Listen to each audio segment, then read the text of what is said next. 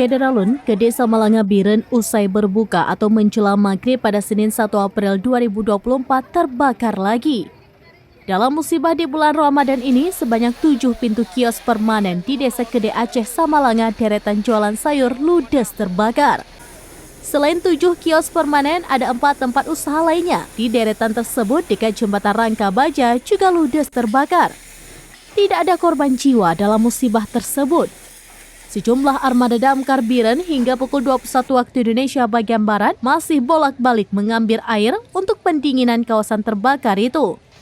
Informasi diperoleh seramnews.com saat berbuka puasa ada orang melihat api muncul di salah satu ruko tersebut.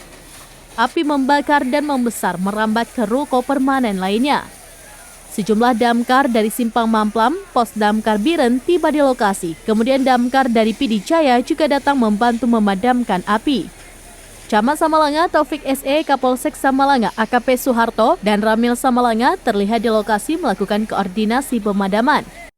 Kapolres Biren AKBP Jadmiko melalui Kapolsek Samalanga AKP Suharto mengatakan informasi diperoleh sumber api di salah satu toko kelontong dan saat ini dalam penyelidikan lanjutan.